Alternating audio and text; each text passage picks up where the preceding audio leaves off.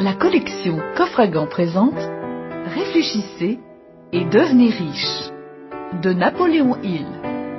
Une narration de Jean Leclerc.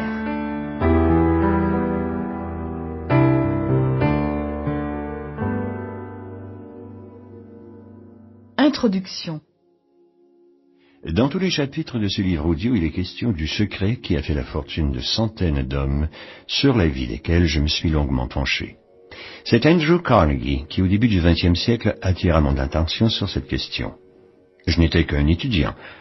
Lorsque l'adorable vieil Écossais aux cheveux blancs me parla, une lueur joyeuse dans les yeux, essayant de voir si j'avais saisi la pleine signification de ce qu'il m'avait dit. L'idée de M. Carnegie était de mettre la formule magique grâce à laquelle il avait gagné une magnifique fortune à la portée de tous ceux qui n'avaient pas le temps de la chercher. Il espérait que je pourrais la tester et la corroborer avec des expériences d'hommes et de femmes, de professions et de milieux très divers. Le secret parle à celui qui l'écoute. Si vous êtes prêt à l'utiliser, vous découvrirez ce secret au moins une fois par chapitre. Je voudrais avoir le plaisir de vous dire comment vous saurez que vous êtes prêt, mais cela vous priverait d'une grande partie du bénéfice que vous retirez d'une découverte personnelle. Ce secret fut largement utilisé par le président Wilson durant la Première Guerre mondiale. Il était dissimulé dans l'entraînement que reçut chaque soldat avant de partir pour le front. Le président Wilson me confia qu'il fut d'une aide très précieuse lorsqu'il fallut trouver les fonds nécessaires à la guerre. Il est un fait singulier concernant ce secret, c'est que ceux qui le connaissent et l'utilisent se trouvent irrémédiablement entraînés vers le succès. Le secret dont il est question ne s'acquiert que si l'on paie le prix, bien bas en comparaison de sa valeur. Ceux qui ne le cherchent pas ne le posséderont jamais. Il ne peut être ni vendu ni acheté.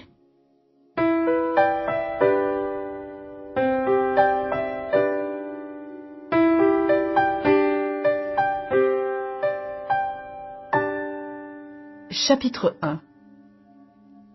Une pensée est un fait. Une pensée est véritablement un fait puissant lorsqu'elle allie un objet définitif, la richesse par exemple, la persévérance et le désir. Prenons un exemple précis. Il y a quelques années, un désir naissant dans le cerveau d'Edwin C. Barnes, devenir l'associé du grand Edison, travailler avec et non pour l'inventeur. Mais comment transformer ce désir en réalité? Barnes ne connaissait pas Edison, et de plus, il n'avait pas assez d'argent pour s'offrir le train jusqu'à East Orange, dans le New Jersey. Ces deux obstacles qui auraient suffi à décourager la plupart des gens. Barnes allait les surmonter par son obstination et sa volonté. Edison le regarda. Il se présenta au laboratoire d'Edison et déclara sans détour qu'il venait faire affaire avec lui. Plus tard, relatant cette première rencontre, Edison raconta « Il se tenait debout devant moi pareil à un vagabond. Mais quelque chose dans l'expression de son visage laissait pressentir qu'il ne s'en irait pas sans avoir ce qu'il voulait. Des années d'expérience m'avaient appris qu'un homme qui désire une chose à un point tel qu'il est capable, pour l'obtenir, de jouer tout son avenir sur un simple coup de dé, est sûr de gagner. Les mois passèrent, apparemment rien ne permettait à Barnes de se rapprocher du seul but qui comptait à ses yeux. Cependant, deux facteurs essentiels se précisaient en lui. Son désir de devenir l'associé d'Edison s'intensifiait. Il se sentait prêt à cette collaboration et il était décidé à le demeurer jusqu'à ce que son désir se réalisât. Enfin, l'occasion qu'il attendait se présenta, mais pas du tout comme il l'avait imaginé. Edison venait d'inventer une nouvelle machine de bureau, connue à l'époque sous le nom de machine à dicter d'Edison. Ses employés, peu enthousiastes et persuadés qu'ils ne trouveraient jamais acquéreur, hésitaient à la vendre. Barnes sut immédiatement qu'il le pourrait. Il le dit à Edison. Il le laissa courir sa chance. Il la vendit si bien qu'Edison lui en confia le marché pour tout le pays. Cette association rendit Barnes très riche. L'homme qui abandonna. Pourquoi échouons-nous dans nos entreprises? Le plus souvent parce que, découragés, parce que nous croyons être un échec définitif, nous abandonnons la partie. À l'époque de la ruée vers l'or, un oncle de R. Darby partit vers l'ouest faire fortune. Après plusieurs semaines de labeur incessant, ses efforts se virent récompensés. Il avait trouvé le métal tant convoité. Il lui fallait maintenant du matériel pour exploiter le filon. Il referma consciencieusement la mine et retourna chez lui, à Williamsburg, dans le Maryland, pour informer ses parents et amis de sa trouvaille. À eux tous, ils parvinrent à réunir de quoi acheter tout le matériel nécessaire qui fut embarqué aussitôt à destination de l'Ouest, pendant que l'oncle retournait travailler à la mine, en emmenant cette fois son neveu, Darby. Le premier wagonnet chargé d'or fut acheminé par bateau vers une fonderie. Le rendement prouva aux heureux propriétaires qu'ils possédaient une des plus riches mines du Colorado. Encore que le wagonnet et toutes leurs dettes seraient payées. Ensuite viendraient les gros bénéfices. Mais tout à coup, le filon disparut. Les machines forèrent désespérément, essayant de le retrouver. En vain. À un aventurier qui passait, les Darby vendirent matériel et concessions pour une bouchée de pain, et ils reprirent le train pour le Maryland. Le nouveau propriétaire consulta un expert qui se livra à un petit calcul, et attribua l'échec des Darby à une méconnaissance des terrains et des couches géologiques. D'après lui, on retrouverait le filon à 3 pieds de l'endroit où l'oncle et le neveu avaient fait arrêter le forage. Ce qui se révéla parfaitement exact. L'aventurier ramassa ainsi des millions de dollars parce qu'il avait sollicité les conseils d'un ingénieur des mines. Le succès suit l'échec. C'est bien des années plus tard, quand il comprit que le désir peut se transformer en or, que Darby amortit enfin cette lourde perte. Il avait déjà monté sa compagnie d'assurance sur la vie et il appliquait la leçon qu'il avait tirée de son expérience malheureuse. Il se répétait chaque fois que l'occasion s'en présentait. J'ai capitulé devant l'or, je ne capitulerai jamais devant un client qui me refuse une assurance. Le succès vient rarement sans qu'on ait d'abord essuyé plusieurs échecs. Lorsque l'échec paraît total, quoi de plus logique et de plus facile que de renoncer? C'est exactement ce que font la plupart des gens. Souvent, l'échec, comme s'il voulait jouer un bon tour, ne fait que masquer la réussite, qui est en fait beaucoup plus proche qu'on ne le pense. Une bonne idée, c'est tout ce qu'il faut pour réussir. Mais me direz-vous comment la trouver? Les principes dont je fais état dans ce livre vous l'apprendront. Avant de passer à leur étude, méditez cette pensée. Lorsque l'argent afflue, c'est si rapidement et en si grande quantité que l'on se demande toujours où il se cachait durant les années de vaches maigres. Constatation d'autant plus étonnante que la plupart des gens s'imaginent que seuls ceux qui accomplissent un dur travail pendant de longues années méritent la fortune. Mais dès que vous deviendrez riche, vous vous rendrez compte qu'il vous aura fallu peu de travail, un travail facile, et que ce qui eut le plus d'importance fut votre état d'esprit et votre poursuite d'un objectif bien arrêté. Cet état d'esprit qui attire la fortune, comment l'acquérir? J'ai cherché 25 ans la réponse à cette question. Dès que vous mettrez nos principes en pratique, vous observerez une nette augmentation de votre compte en banque, et tout ce que vous toucherez tournera à votre avantage. Impossible, dites-vous? Vous avez tort. Si vous ne me croyez pas et préférez tenter de faire fortune en imitant ceux qui ont réussi, vous n'arriverez à rien. Le succès vient aux optimistes comme l'échec va aux défaitistes. Notre ambition est de changer le défaitiste en optimiste. La vérité n'a pas échappé à un poète. Quand Henley écrivit ces 2 vers prophétiques, « Je suis le maître de mon destin, le capitaine de mon âme. I am the master of my fate, I am the captain of my soul. » Il aurait dû préciser que nous ne sommes ce maître et ce capitaine qu'en contrôlant nos pensées. Il aurait dû nous expliquer que certaines de nos pensées, celles que j'appelle les pensées dominantes, sont si fortes qu'elles hypnotisent en quelque sorte notre cerveau. Celui-ci par un phénomène qui reste inexpliqué, attire alors, comme le ferait un aimant, les forces, les gens et les circonstances qui s'accordent à ses pensées. Il aurait dû ajouter qu'avant d'accumuler des richesses, nous devons hypnotiser notre esprit par le désir d'argent, qui tout naturellement nous amènera à échafauder des plans dans ce sens.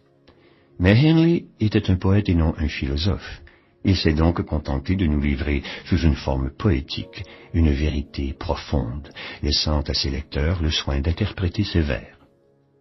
Peu à peu, cette vérité s'imposera pour finalement vous persuader que les principes décrits dans ce livre contiennent tout le mystère qui vous permet de contrôler votre destin économique. Un jeune homme voit son destin. Nous voilà prêts à examiner le premier de ces principes. Rappelez-vous, en écoutant ce livre, que je ne suis pas le seul à croire à ces principes, que bien des hommes les ont expérimentés et en ont tiré profit. Vous pouvez donc vous en servir vous-même avec succès et sans aucune difficulté. Tout ce à quoi l'homme pense et croit peut se réaliser.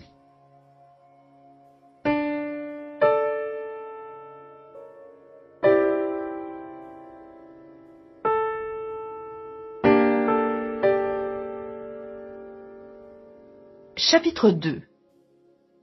Première étape vers la richesse. Le désir. Lorsqu'il y a plus de 50 ans, Edwin C. Barnes descendit du train à East Orange. Il aurait facilement pu passer pour un vagabond tant il était vêtu pauvrement. Cependant, ses pensées étaient celles d'un roi. Tandis qu'il se rendait au bureau de Thomas A. Edison, il réfléchissait. Il se voyait parlant à Edison, lui demandant de l'aider à réaliser son désir. Non pas un espoir ou un souhait, mais un désir ardent qui surpassait tout le reste et qui était très précis. Pas de retraite possible. 5 ans s'écoulèrent avant que l'occasion attendue se présentât. Pour tout le monde, il n'était qu'un rouage de plus dans l'affaire d'Edison. Mais depuis le premier jour qu'il était entré dans la maison, Edwin Barnes se sentait l'associé de l'inventeur. Lors de son voyage à East Orange, il ne se disait pas « je vais demander à Edison de me trouver un travail, n'importe lequel », mais bien « je verrai Edison et préciserai que je veux faire affaire avec lui ». Il ne se disait pas davantage « si jamais Edison ne peut rien pour moi, j'essaierai de trouver du travail dans le coin ». Mais il se répétait fermement « je ne désire qu'une chose, être l'associé d'Edison, et je le deviendrai. Mon avenir dépend uniquement de la persuasion dont j'userai aux fins d'obtenir ce que je veux. » Volontairement, il ne se ménagea aucune porte de sortie. Il devait vaincre ou mourir. Tout le secret de la réussite de Barnes est là. 6 instructions qui transformeront vos désirs en or. Tout être humain, à un moment donné, souhaite avoir de l'argent. Or, il ne suffit pas de souhaiter être riche pour le devenir. Il faut le désirer jusqu'à l'obsession, bâtir dans ce but un plan précis et s'y tenir avec une persévérance de tous les instants. Voici les 6 instructions précises et faciles à exécuter qui vous permettront de changer vos désirs en leur équivalent matériel, c'est-à-dire en argent comptant. 1. Fixez le montant exact de la somme que vous désirez. Il ne suffit pas de dire « je veux beaucoup d'argent ». Il faut en préciser la quantité. 2. Sachez exactement ce que vous allez donner en échange de l'argent que vous désirez. On n'a rien pour rien. 3.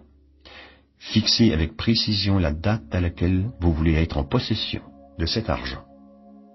4. Établissez le plan qui vous aidera à transformer votre désir et commencez-en immédiatement l'application, même si vous jugez ne pas être encore prêt. 5. Écrivez clairement sur un papier la somme que vous voulez acquérir, le délai que vous vous êtes fixé, ce que vous avez l'intention de donner en contrepartie, et le plan précis que vous avez élaboré pour mener tout cela à bien. 6. Lisez vos objectifs à haute voix 2 fois par jour, le soir avant de vous endormir et le matin en vous réveillant. Pendant cette lecture, il est essentiel que déjà vous vous voyiez, sentiez et croyiez en possession de cet argent. Il est très important que vous appliquiez à la lettre ces 6 principes et spécialement le 6e. Peut-être me direz-vous qu'il vous est impossible de faire semblant d'avoir déjà cet argent. Cependant, si votre désir est aussi fort qu'il doit l'être, rien ne pourra vous arrêter et vous vous en convaincrez facilement que vous êtes déjà riche. Ce qu'il faut, c'est vouloir de l'argent et être si décidé à en avoir qu'il est facile alors de se convaincre soi-même qu'on le possède déjà. De beaux rêves peuvent vous apporter la richesse. Lorsque vous aurez décidé d'acquérir votre part de richesse, ne vous laissez pas influencer, même si l'on se moque de votre rêve. Essayez de retrouver l'esprit des grands pionniers qui ont donné à notre civilisation tout ce qu'elle a de plus valable. Si ce que vous désirez entreprendre n'est réprouvé ni par la loi, ni par la morale, si vous y croyez, alors n'hésitez pas. Faites-le et persévérez dans votre entreprise. Qu'importe ce que les autres diront si vous échouez.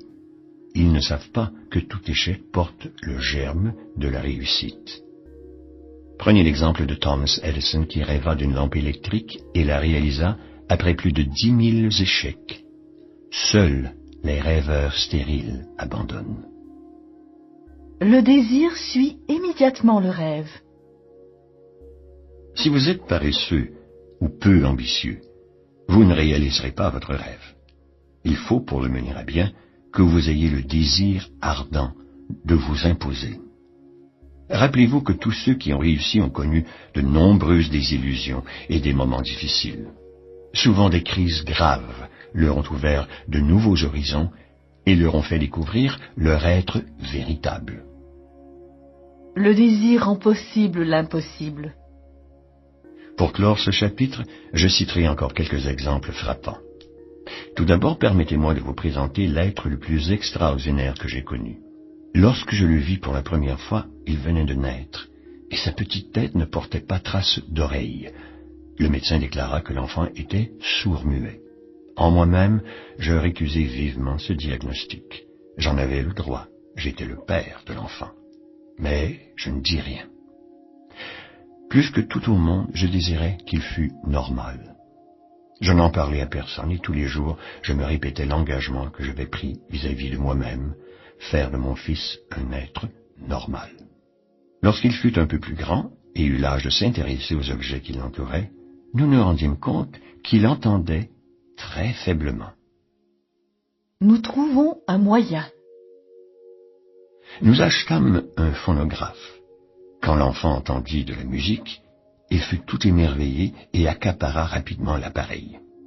Un jour, il fit tourner le même disque pendant 2 heures, debout devant le phonographe, les dents soudées au bord du coffre. Plus tard, apprenant que l'os est bon conducteur du son, nous sûmes la raison de cette attitude. Je me rendis compte qu'il me comprenait parfaitement lorsque je parlais en appuyant les lèvres sur l'os mastoïde à la base de son crâne. C'était le moment de transférer dans son esprit mon désir. Comme il aimait beaucoup qu'on lui racontât des histoires, j'en inventai qui devait développer sa confiance en lui, son imagination et un désir ardent d'entendre et d'être comme tous les autres enfants. À son histoire préférée, je donnais chaque fois que je la contais une nouvelle intensité dramatique. Elle avait pour but de le persuader que son infirmité n'était pas un boulet qu'il traînerait toute sa vie, mais un atout favorable. Rien n'aurait pu l'arrêter.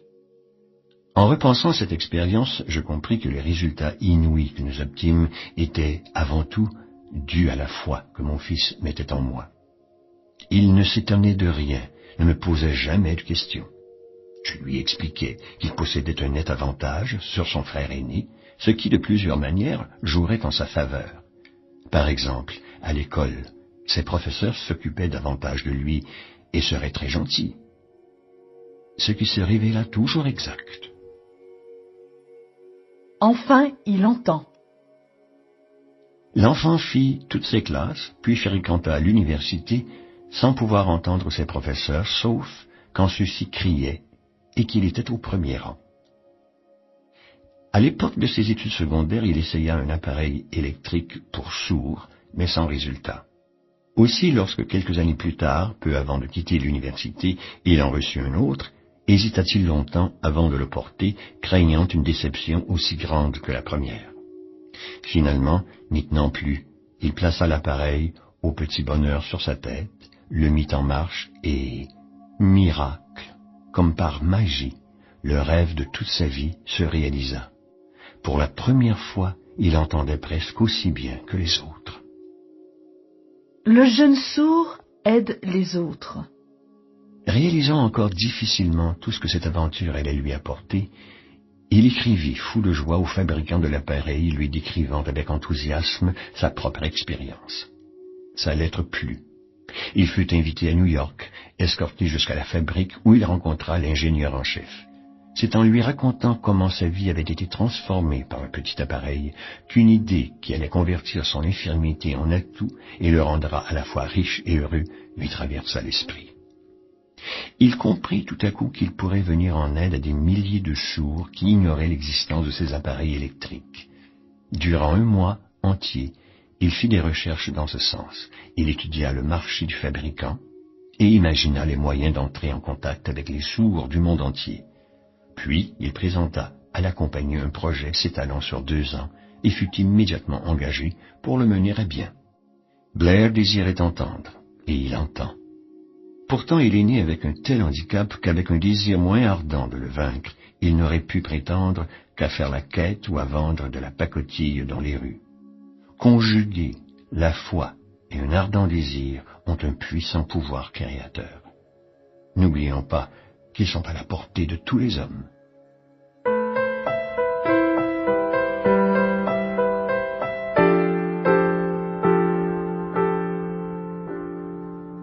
Chapitre 3.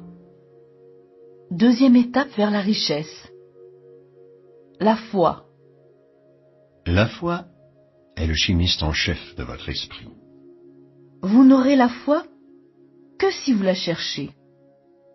La foi est un état d'esprit que l'on acquiert en affirmant ou en répétant des instructions au subconscient qui jouent un très grand rôle dans la concrétisation du désir. Prenez en exemple votre propre cas. Pourquoi écoutez-vous ce livre? Parce que vous voulez savoir comment transformer votre intangible désir en son équivalent palpable, c'est-à-dire en argent. La seule façon de développer volontairement la foi est de répéter à son subconscient des ordres affirmatifs. Peut-être comprendrez-vous mieux, à la lumière de l'exemple suivant, comment certains hommes deviennent des criminels endurcis. Voici en effet ce que dit un célèbre criminologiste. Lorsqu'un homme affronte le crime pour la première fois, il est horrifié et déteste ce qu'il a fait. S'il persiste à l'affronter, il s'y habitue et finalement l'assimile à sa façon de vivre.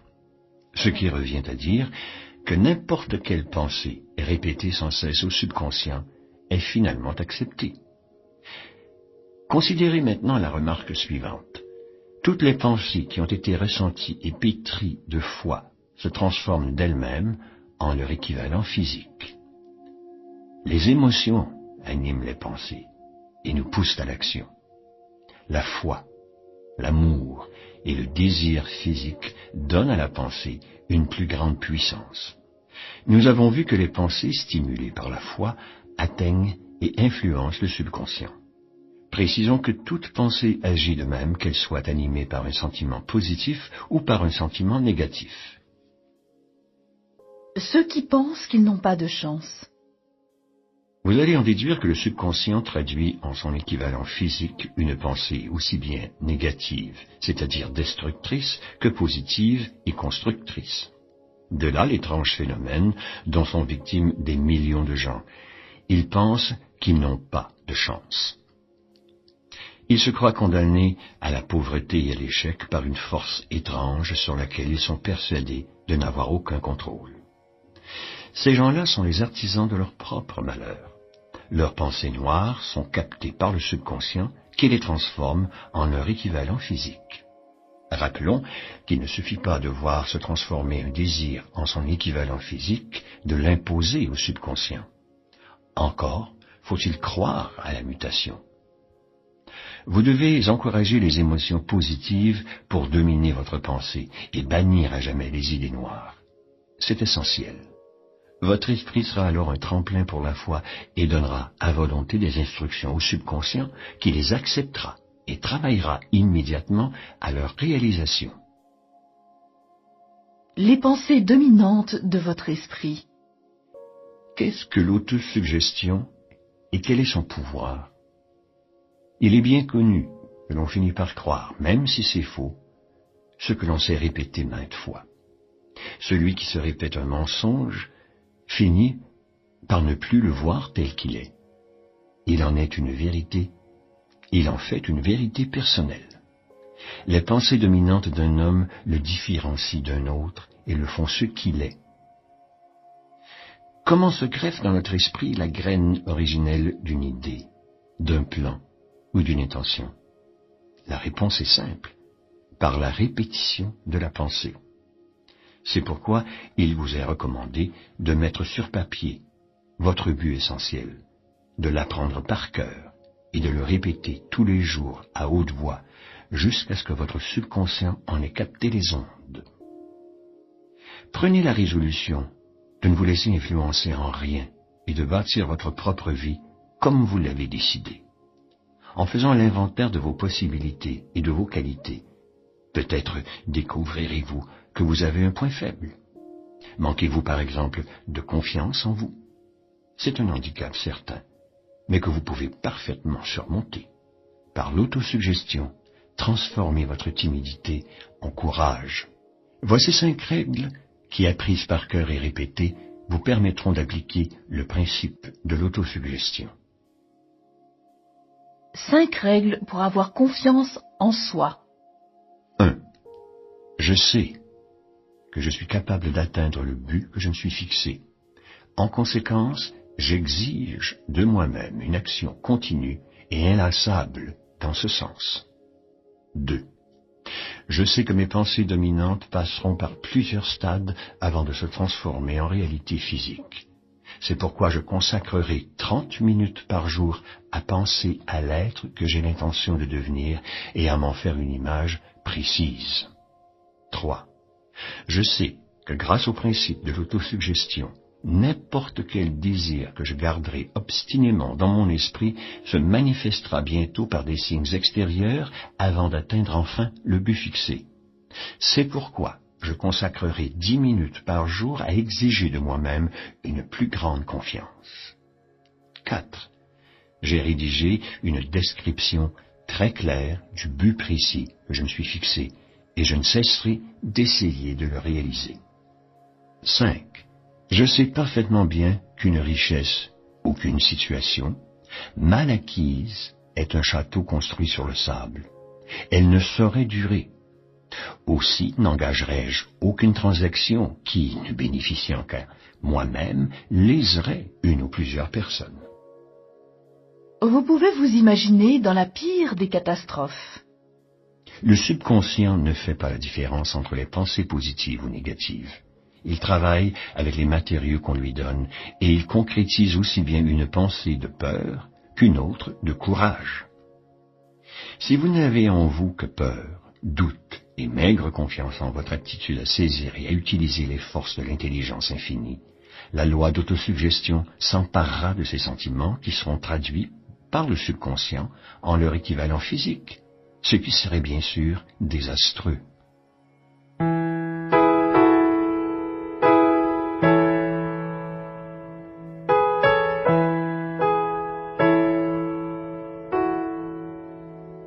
Chapitre 4. Troisième étape vers la richesse. L'autosuggestion. On appelle autosuggestion toute suggestion que l'on s'adresse à soi-même et qui, par l'intermédiaire des 5 sens, atteint notre cerveau. Elle fait communiquer le conscient et l'inconscient. Chargé de nos pensées dominantes, l'autosuggestion touche volontairement le subconscient et l'influence à agir en accord avec celle-ci.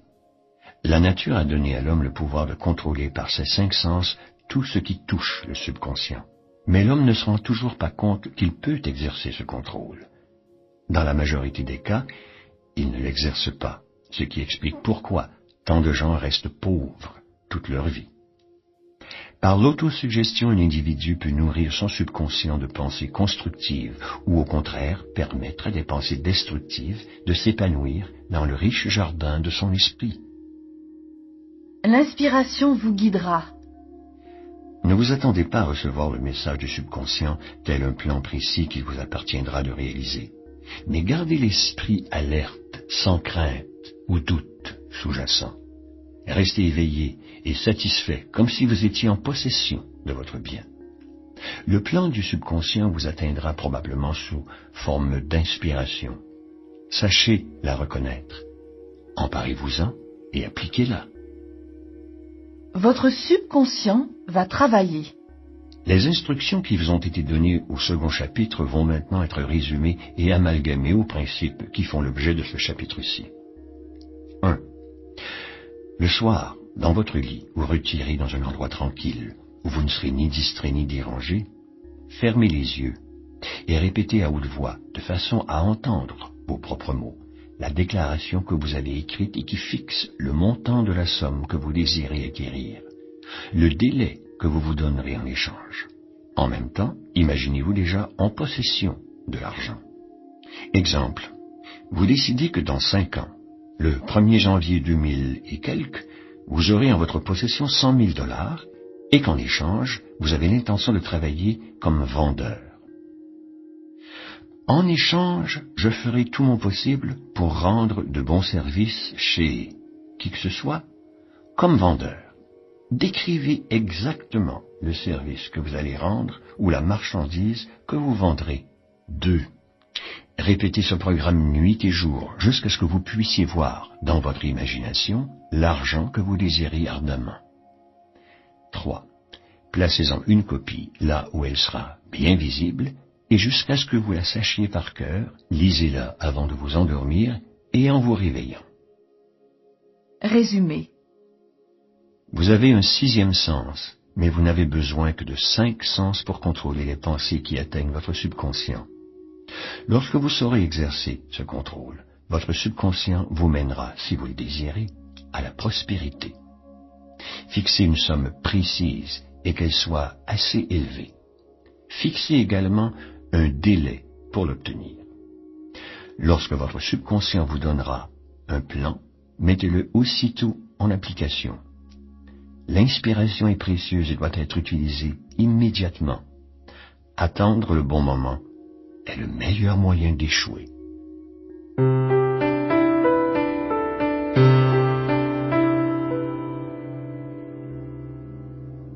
Chapitre 5. 4e étape vers la richesse. La spécialisation. Il y a 2 sortes de culture, la culture générale et la spécialisation. La culture générale, qu'elle soit vaste ou pauvre, est de peu d'utilité dans la course à l'argent. Les universités enseignent toutes les disciplines connues. La plupart des professeurs ont peu d'argent. Leur but est de transmettre des connaissances et non la manière de les utiliser. Le point faible de tout système éducatif réside peut-être dans l'impossibilité des écoles d'apprendre à leurs élèves l'organisation et l'utilisation du savoir. Être instruit ne veut pas forcément dire posséder une vaste culture. Un homme instruit est celui qui a développé ses facultés de telle sorte qu'il peut, sans violer les droits d'autrui, obtenir ce qu'il veut. L'homme qui sait où trouver les connaissances dont il a besoin et comment les utiliser selon des plans d'action, celui-là est un homme instruit. Il est facile de se cultiver. Avant de pouvoir transformer votre désir en son équivalent monétaire, vous aurez probablement besoin d'approfondir vos connaissances dans un domaine. Dans ce cas, utilisez un cerveau collectif. L'accumulation de grandes quantités d'argent exige une connaissance spécialisée qui ne doit pas nécessairement être monopolisée par celui qui désire faire fortune. Beaucoup de gens traînent toute leur vie un complexe d'infériorité dû à leur manque d'instruction. Or, celui qui est capable d'organiser et de diriger un cerveau collectif, réunissant les connaissances nécessaires à l'accumulation des richesses, est aussi instruit que n'importe quel membre de ce cerveau. Thomas A. Edison n'alla à l'école que 3 mois. Pourtant, il ne manquait pas d'instruction et il ne mourut pas dans la misère. Henry Ford ne fut écolier que 6 ans, ce qui ne l'empêcha pas de réussir parfaitement sur le plan financier. Les sources de connaissances. Choisissez d'abord une spécialisation et décidez ce que vous allez en faire. En principe, le but qui vous tient à cœur, celui vers lequel tendent tous vos efforts, la déterminera sans erreur possible. Cette question résolue, cherchez les sources de cette spécialisation. Voici les plus importantes. 1. Votre instruction et votre propre expérience. 2. L'instruction et l'expérience des autres, le cerveau collectif. 3. Les collèges et les universités. 4. Les bibliothèques municipales, livres et revues dans lesquels on peut trouver un condensé du savoir de notre civilisation. Et 5. Des cours spéciaux, école du soir et cours par correspondance. Lorsque de nouvelles connaissances sont acquises, il faut les ordonner et les utiliser dans un but précis, selon des plans faciles à suivre. Les connaissances n'ont de valeur que dans leur utilisation. Si vous décidez de suivre un enseignement complémentaire, sachez d'abord dans quel but vous désirez l'acquérir et où vous pourrez le suivre. Les hommes qui réussissent, et cela dans toutes les sphères d'activité, ne cessent jamais d'enrichir leurs connaissances spécialisées. Ceux qui échouent font souvent l'erreur de croire que le temps d'apprendre se termine avec l'école. En vérité, l'école ne fait qu'essayer de nous apprendre comment nous pouvons acquérir des connaissances pratiques.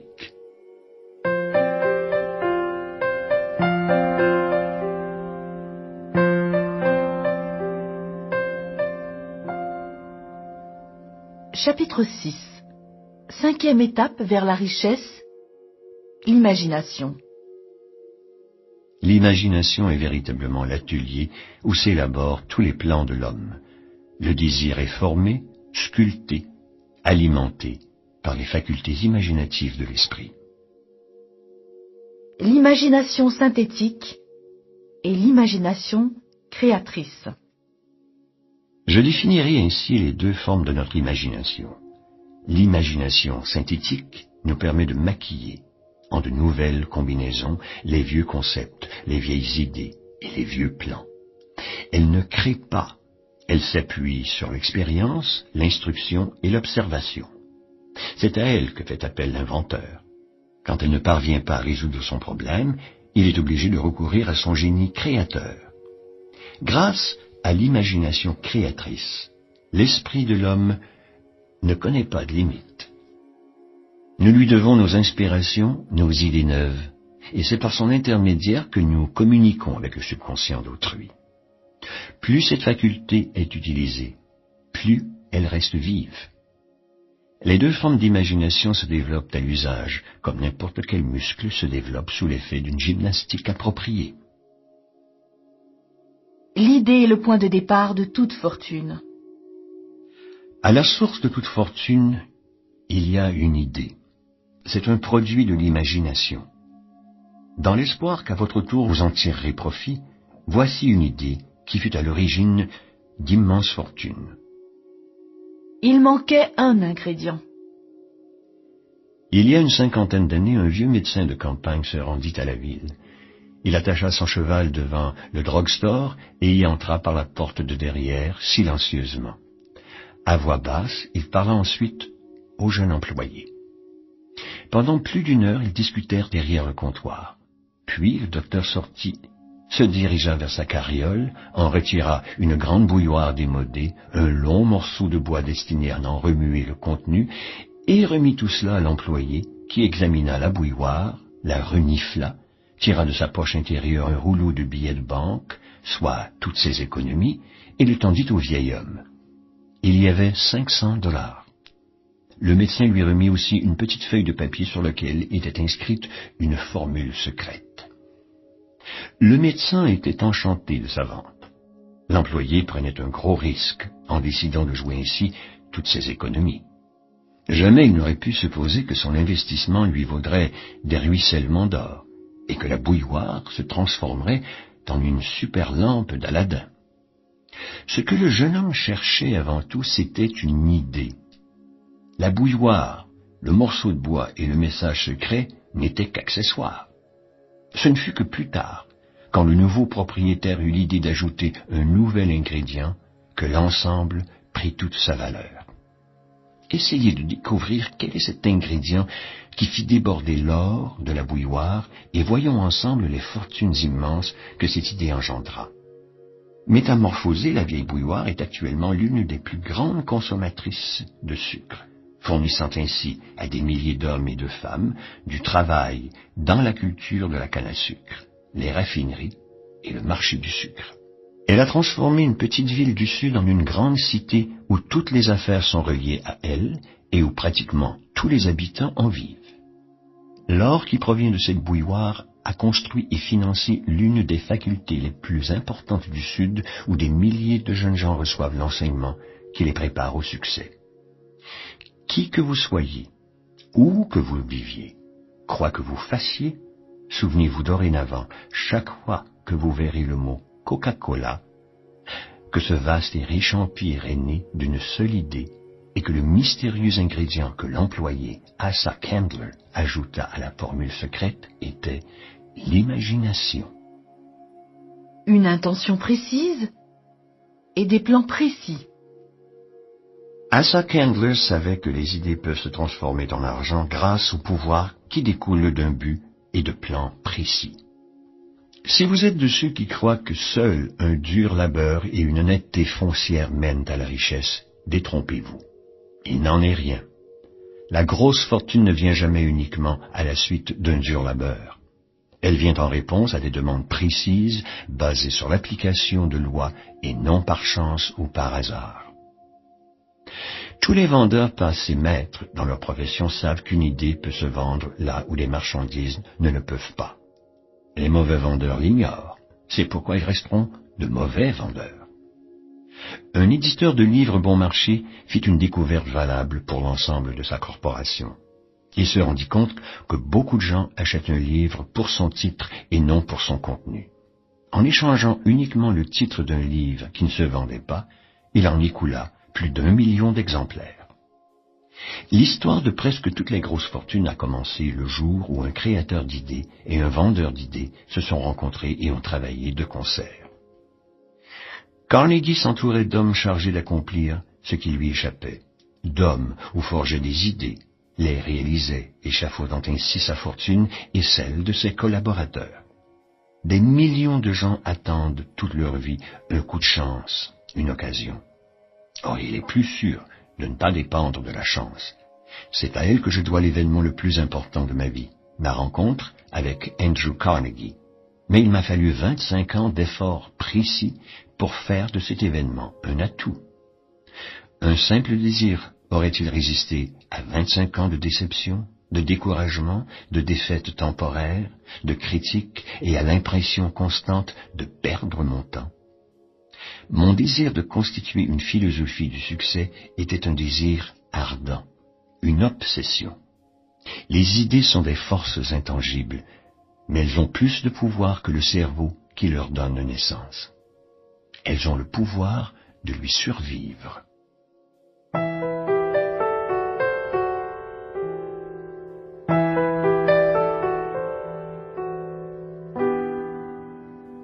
Chapitre 7. 6e étape vers la richesse. L'élaboration des plans. Vous savez maintenant que le désir est à l'origine de tout ce que l'homme crée ou acquiert, que la première phase de ce désir, passant de l'abstrait au concret, se déroule dans l'atelier de l'imagination, où des plans nécessaires à cette transformation sont élaborés et organisés. Dans un précédent chapitre, on vous a dit que pour transformer votre désir de richesse en son équivalent matériel, vous devez en tout premier lieu mettre en pratique 6 instructions précises et faciles à suivre. L'une d'elles incite à construire en imagination un ou plusieurs plans, à les cerner minutieusement, toujours en esprit, afin de déclencher le processus de leur transformation. Apprenez maintenant à élaborer ces plans. 1. Réunissez toutes les personnes qui seront nécessaires à la création et au développement de votre ou de vos plans pour devenir riche. Vous mettrez ainsi en application le principe du cerveau collectif. Avant de constituer votre cerveau collectif, décidez des avantages et des bénéfices que vous pourrez offrir à chacun des membres en échange de votre coopération. Personne ne travaillera indéfiniment pour vous sans en retirer une compensation. 3. Jusqu'à ce que vous ayez parfaitement mis au point le ou les plans nécessaires, organisez des réunions avec les membres de votre cerveau collectif au moins 2 fois par semaine, et plus souvent si possible. 4. Maintenez une entente parfaite entre chaque membre de votre cerveau collectif. Si vous ne le faites pas, vous irez au-devant d'un échec. N'oubliez pas que 5. Vous êtes engagé dans une entreprise qui revêt pour votre avenir une importance capitale. Si vous voulez réussir, il vous faut des plans parfaits. 6. Vous avez un atout, l'expérience, l'instruction, les talents et l'imagination des autres. Profitez-en à l'instar de tous ceux qui ont réussi. Aucun être humain n'a assez d'expérience, d'instruction, de talent personnel pour faire fortune sans l'aide des autres. Vous pouvez créer vos plans, entièrement ou en partie, mais il faut qu'ils soient approuvés par les membres de votre cerveau collectif. La défaite vous rend plus fort. Si le premier plan que vous adoptez échoue, imaginez-en un second. Si celui-ci ne réussit pas mieux, élaborez-en un autre, et ainsi de suite, jusqu'à ce que vous trouviez celui qui convient. Trop de gens se découragent, et c'est alors l'échec. Le plus intelligent des hommes échouera dans toutes ses entreprises s'il ne trace pas des plans précis et facilement réalisables. N'oubliez pas, si votre plan échoue, qu'une défaite temporaire n'est pas un échec permanent. Elle signifie seulement que votre plan était mal conçu. Recommencez inlassablement. Rien n'est jamais perdu pour celui qui refuse d'abandonner. Henry Ford essuya un échec lorsqu'il était au faîte de sa carrière. Il créa de nouveaux plans et poursuivit sa marche victorieuse vers la fortune. Des hommes riches, nous ne connaissons souvent que leur triomphe, et nous ignorons les défaites passagères qu'ils durent surmonter. Les dirigeants et les dirigés. Il y a dans le monde 2 types d'individus, ceux qui dirigent et ceux qui sont dirigés. À vous de choisir à laquelle de ces 2 catégories vous désirez appartenir. Celui qui est dirigé ne peut raisonnablement espérer obtenir autant que celui qui dirige, mais très souvent il commet l'erreur de le croire. Il n'y a aucun déshonneur à faire partie de la seconde catégorie. Mais on ne gagne rien à y rester. La plupart des grands dirigeants ont d'abord été ceux qui obéissent. Ils deviennent des chefs parce qu'ils étaient d'intelligents subordonnés. À part quelques exceptions, l'homme qui est incapable d'obéir intelligemment à son chef ne sera jamais un bon dirigeant. Un subordonné intelligent a beaucoup d'avantages, dont celui de tirer un enseignement de la conduite de son chef. Les 11 secrets qui font un bon dirigeant. 1. Le courage à toute épreuve. Aucun subordonné ne désire être dirigé par un chef qui manque de confiance en soi et de courage. Aucun subordonné intelligent ne sera dominé longtemps par un tel dirigeant. 2. La maîtrise de soi. Celui qui n'est pas capable de se maîtriser ne pourra jamais maîtriser les autres. 3. Un sens aigu de la justice. S'il n'y a pas un sens aigu de la justice et de l'équité, un dirigeant ne pourra commander longtemps ni conserver le respect de ceux qu'il dirige. 4. La sûreté dans la décision. Celui qui hésite à prendre une décision montre qu'il n'est pas sûr de lui et ne peut donc diriger les autres avec succès. 5. La précision des plans. Le bon dirigeant doit planifier son travail et travailler son plan. Un patron qui agit à l'aveuglette, sans plan précis et facile à exécuter, est semblable à un bateau sans gouvernail. Tôt ou tard, il échouera. 6.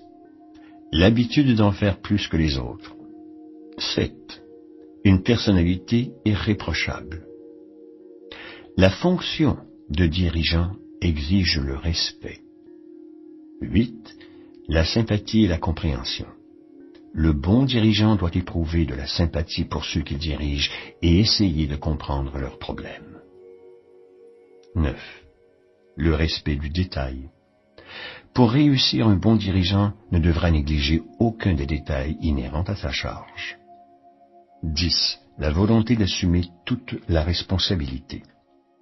Un dirigeant est responsable des erreurs et des fautes de ses subordonnés. Si un subordonné commet une erreur et se montre incompétent, son patron doit se considérer lui-même comme fautif. 11. La coopération. Un patron, pour réussir, doit comprendre et appliquer le principe de l'effort en commun, être capable d'obtenir de ses subordonnés qu'ils fassent de même. La direction appelle le pouvoir et le pouvoir demande la coopération. Il y a 2 façons de diriger. La première, et de loin la plus efficace, s'exerce avec le consentement et la sympathie des dirigés. La seconde est imposée par la force, sans consentement ni sympathie. À maintes reprises, l'histoire a prouvé que la dictature est éphémère. La chute et la disparition des dictateurs et des rois signifient que le peuple n'accepte pas indéfiniment un pouvoir pris par la force. Pourquoi certains dirigeants échouent-ils?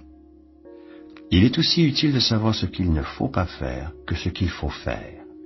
Voyons les erreurs fondamentales qui mènent les dirigeants à l'échec. 1. La négligence des détails. Un dirigeant efficace doit savoir organiser et maîtriser les fonctions inhérentes à sa charge. Il doit prendre l'habitude de se décharger de tous les détails sur des collaborateurs efficaces. 2. Le refus de rendre d'humbles services. Un bon dirigeant doit accepter, si les circonstances l'exigent, d'exécuter n'importe quelle sorte de travail qu'en temps normal il demanderait à d'autres. 3. L'erreur de vouloir être payé pour ce que l'on sait et non pour ce que l'on fait. On ne paie pas les gens pour ce qu'ils savent, mais pour ce qu'ils font ou font faire aux autres. 4. La peur d'être concurrencé par ses subordonnés. Le dirigeant qui craint qu'un de ses subordonnés ne prenne sa place est pratiquement sûr de voir son appréhension se justifier tôt ou tard. 5. Le manque d'imagination. Sans imagination, un dirigeant est incapable de parer aux tâches urgentes et de créer des plans pour guider efficacement ses subordonnés. 6. L'égoïsme. Un dirigeant qui revendique tout l'honneur du travail accompli par ses subordonnés peut être certain qu'on lui en tiendra rigueur. 7. L'intempérance. Les subordonnés ne respectent pas un dirigeant intempérant. De plus, l'intempérance, sur toutes ses formes, détruit l'endurance et la vitalité. 8. La trahison. Peut-être aurais-je dû la mettre en tête de la liste. Le dirigeant qui trahit son poste et ses associés, ses supérieurs comme ses subordonnés, celui-là ne peut se maintenir longtemps au pouvoir. La trahison n'appelle que le mépris. Le manque de loyauté est la cause la plus courante de l'échec. 9. Mettre l'accent sur l'autorité que confère le pouvoir. Un bon dirigeant se fera respecter par sa compréhension, sa loyauté et la connaissance qu'il montrera de son métier. 10. Mettre l'accent sur son titre. Un dirigeant compétent n'a pas besoin de titre pour se faire respecter de ses subordonnés. Comment trouver un bon emploi? L'expérience a prouvé que les méthodes qui suivent sont les plus directes et les plus efficaces pour amener l'acheteur et le vendeur à travailler ensemble. 1. Les bureaux privés de placement. 2. Les petites annonces. 3. Lettres personnelles de demande d'emploi. On les adresse à des entreprises ou à des personnes susceptibles d'avoir besoin de services que l'on offre. 4. Demande d'emploi par personne interposée. Dans la mesure du possible, le postulant doit s'efforcer de toucher, par personne interposée, l'employeur pressenti. 5. Demande faite directement. La demande peut être plus efficace parfois si le postulant offre personnellement ses services à l'employeur. Dans ce cas, il laissera un curriculum vitae à l'employeur pour qu'il puisse, s'il le désire, en discuter avec ses associés. Comment rédiger un curriculum vitae? Il faut le préparer avec autant de soin qu'un avocat prépare le dossier d'un accusé qui doit défendre en cour d'assises. Le curriculum vitae donne les précisions suivantes. 1. Instruction. Établissez brièvement mais clairement une liste des écoles où vous avez fait vos études, votre spécialisation et les raisons de votre choix. 2. Expérience. Si vous avez déjà occupé des postes semblables à celui que vous sollicitez, décrivez-les et donnez les noms et les adresses des employeurs. 3. Référence. Pratiquement toutes les entreprises veulent connaître les antécédents d'un éventuel employé. Joignez à votre curriculum vitae des photocopies de lettres de vos précédents employeurs, vos professeurs, personnes dignes de foi ou jugement équitable. 4. Photographie. Joignez-y aussi une photographie récente. 5. Sollicitez un emploi précis. Évitez de solliciter un emploi sans préciser quel est exactement celui que vous recherchez. Ne demandez jamais n'importe quel emploi, ou en déduisant que vous n'avez pas de qualification spécifique. 6. Indiquez les qualifications que vous possédez pour cet emploi. Détaillez amplement la raison qui vous pousse à croire que vous êtes qualifié pour le poste que vous briguez. 7. Offrez le travail à l'essai. Si vous êtes sûr de vos qualifications, proposez un essai. Cette suggestion montrera que vous avez confiance en vos possibilités et que vous serez à la hauteur de l'emploi. 8. Connaissance de votre employeur éventuel. Avant de solliciter un emploi dans une entreprise, renseignez-vous sur elle et précisez dans votre curriculum vitae ce que vous avez appris à ce sujet. Cherchez le travail que vous aimerez faire. 1. Décidez exactement quel travail vous aimeriez accomplir. S'il n'existe pas, peut-être pourriez-vous l'inventer. 2. Choisissez l'entreprise ou l'homme avec qui vous désirez travailler. 3. Étudiez votre employeur éventuel, son caractère, son personnel. Évaluez vos chances d'avancement. 4. En analysant vos qualités, voyez ce que vous pouvez offrir et sous quelle forme. 5. Quand vous aurez votre plan en tête, confiez-en la rédaction à un spécialiste. 6. Présentez-le à la personne qui a autorité en la matière et elle fera le reste. Toutes les entreprises cherchent des personnes qui peuvent lui apporter quelque chose de valable, que ce soit des idées ou des services. Elles ont toute une place pour la personne qui a établi un plan d'action précis au service de leurs intérêts. Le client est votre partenaire. Dans le monde moderne, les relations entre employeurs et les employés ont beaucoup changé. On parle de collaboration qui évolue de plus en plus vers l'association avec les clients. De nos jours, courtoisie et service sont les mots d'ordre du commerce. L'employé est maintenant devenu un gentleman, enchanté d'être à votre service. C'est la qualité des services, leur quantité et l'esprit qui les animent qui déterminent le salaire et la durée de l'emploi. La qualité du service implique toujours et partout la meilleure exécution de chaque détail inhérent à la fonction. La quantité indique qu'il faut rendre tous les services possibles. Efforcez-vous d'augmenter votre potentiel en développant votre habileté dans la pratique et l'expérience. Que ceci devienne une habitude. 31 façons d'échouer. Essayer de toutes ses forces et échouer, voilà l'une des plus grandes tragédies humaines. Tragédie en effet, si l'on compare le très grand nombre de gens qui échouent à celui, très limité, de ceux qui réussissent. J'ai pu étudier le comportement de plusieurs milliers d'hommes et de femmes dont 98 étaient considérés comme des ratés. J'en ai conclu qu'il existe 31 grandes raisons d'échec et 13 principes primordiaux qu'il faut connaître et appliquer pour faire fortune. Voici la liste des 31 causes d'échec. 1. Un terrain héréditaire peu favorable. Malheureusement, on ne peut rien en faire, ou si peu, pour ceux qui naissent avec une déficience mentale. 2. Pas de but bien défini. Il n'y a aucun espoir de succès pour celui qui n'a pas de but bien défini. 3. Le manque d'ambition pour s'élever au-dessus de la médiocrité. 4. Une instruction insuffisante. Pour avoir de l'instruction, il faut plus qu'un diplôme universitaire. Est instruit celui qui a appris à obtenir ce qu'il veut de la vie sans pourtant léser les intérêts des autres. 5. Le manque d'autodiscipline. 6. La mauvaise santé. La vraie réussite appartient à ceux qui sont en bonne santé. La maîtrise et le contrôle de soi peuvent éliminer de nombreuses causes de maladies, dont une alimentation trop riche, la mauvaise habitude de penser négativement, les abus sexuels, le manque d'exercice physique, une mauvaise respiration empêchant une oxygénation adéquate. 7. Les mauvaises influences pendant l'enfance. 8. L'hésitation. La plupart des êtres arrivent au bout de la vie sans avoir entrepris quoi que ce soit, car en vain ils ont attendu le bon moment. Ne les imitez pas. Le bon moment ne vient jamais.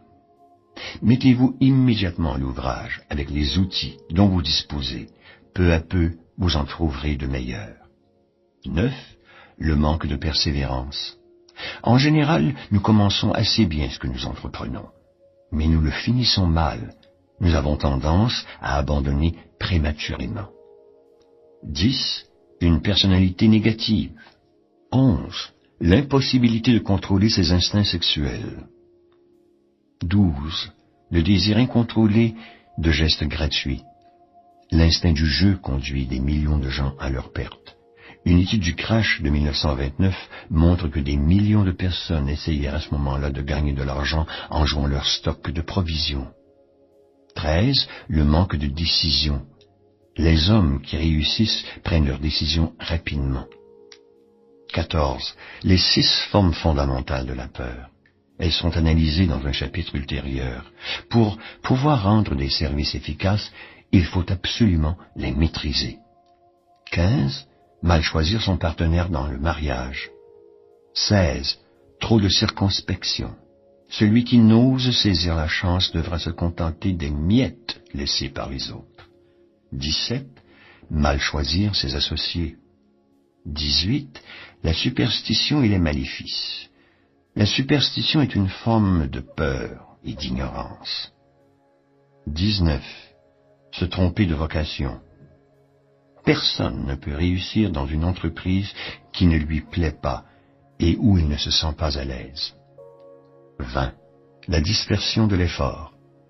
Le touche-à-tout est finalement incapable de faire quelque chose convenablement. 21. L'habitude de dépenser sans compter. Le prodigue ne peut réussir parce qu'il sera éternellement pauvre. Prenez l'habitude d'économiser systématiquement une partie de votre revenu. Un compte en banque donne assurance et courage. 22. Le manque d'enthousiasme. 23. L'intolérance. Celui qui est étroit d'esprit n'ira jamais loin. 24. L'intempérance. La pire forme d'intempérance concerne les aliments, la boisson et la vie sexuelle. Y succomber est se vouer à l'échec. 25. Être incapable de coopérer. 26. La possession d'un pouvoir non acquis par ses propres efforts. Fils et filles d'hommes riches qui héritent de l'argent qu'ils n'ont pas gagné. 27. La malhonnêteté consciente. Rien ne remplace l'honnêteté. 28. L'égoïsme et la vanité. Ces défauts représentent un danger pour les autres. Ils sont incompatibles avec le succès. 29. Deviner au lieu de réfléchir. 30. L'insuffisance de capitaux. 31. Autre cause. N'importe quelle cause d'échec dont vous avez été victime et qui ne figure pas sur cette liste. Ces causes d'échec résument la tragédie de tous ceux qui ont essayé de faire fortune et qui ont échoué. Demandez à quelqu'un qui vous connaît bien de revoir cette liste avec vous et de vous aider à trouver la cause d'échec qui vous concerne particulièrement. La civilisation est bâtie sur le capital. Les fonds nécessaires à la construction et à l'entretien des voies ferrées et des bateaux qui nous amènent les éléments de notre petit déjeuner peuvent être qualifiés d'astronomiques. Ils sont de centaines de millions de dollars, sans compter la rétribution du nombreux personnel que nécessite le fonctionnement de ces deux moyens de transport. Mais trains et bateaux ne sont pas sortis de terre tout seuls et ne marchent pas automatiquement. Ils sont le résultat du travail, de l'ingéniosité, de l'habileté d'hommes riches d'imagination, de foi, d'enthousiasme et qui possèdent un esprit de décision et une persévérance à toute épreuve. Ces hommes, on les appelle des capitalistes. Ils sont mus par le désir de construire, d'entreprendre, de rendre des services utiles, de gagner de l'argent, de faire fortune. Et parce qu'ils rendent des services indispensables à la société, ils se placent eux-mêmes sur le chemin de la fortune. Mon intention n'est pas de constituer un dossier en faveur d'un groupe d'hommes ou d'un certain système économique ou contre ces derniers. Si j'ai analysé ici les avantages économiques du système capitaliste, c'est pour vous prouver que tous ceux qui cherchent à faire fortune doivent apprendre à reconnaître le système qui ouvre les voies d'accès à la fortune et s'y adapter. En présentant le problème de cette façon, on s'oppose à la version généralement défendue par les politiciens et les démagogues qui délibérément se ferment des issues en traitant le capital organisé comme s'il était un poison. L'Amérique du Nord est capitaliste. Elle s'est développée grâce au capital. Or, nous devons savoir que nous n'aurions ni espoir de richesse ni occasion de faire fortune si le capital organisé ne nous en donnait pas la possibilité. Faire fortune légalement, c'est rendre des services utiles. Aucun système n'a encore été inventé qui permettrait, sans rien donner en échange, d'acquérir légalement de l'argent.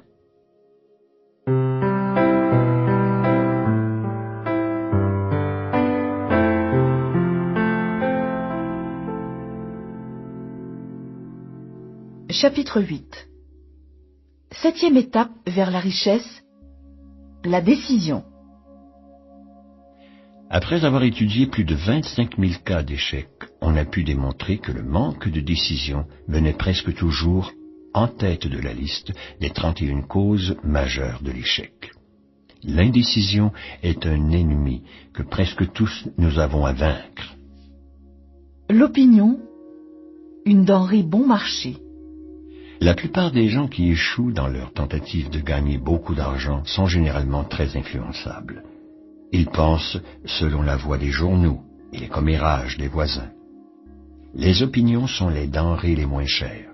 Chacun de nous en a une foule. Si vous vous laissez influencer lorsque vous avez à prendre une décision, vous n'arriverez à rien de bien. Vous ne concrétiserez pas votre désir d'argent. Si vous êtes influencé par les opinions des autres, vous n'aurez pas de désir propre. Le pouvoir d'un esprit décidé. Ceux qui prennent leurs décisions rapidement et définitivement savent ce qu'ils veulent et généralement l'obtiennent. Un chef décide toujours vite et sûrement. C'est pour cela qu'il en est un. Le monde a l'habitude de chérir celui dont les mots et les actes prouvent qu'il sait où il va. L'indécision est généralement une habitude de jeunesse. De plus en plus tenace avec le temps, elle influence l'étudiant dans le choix de son métier, si tant est qu'il arrive à en choisir un. Très souvent, le jeune homme qui vient de terminer ses études accepte, parce qu'il est indécis par habitude, le premier emploi qu'on lui propose. La plupart des petits salariés actuels doivent leur situation au fait qu'ils ont manqué de décision et de jugement lorsqu'il s'est agi de choisir. Être précis dans ses décisions demande du courage.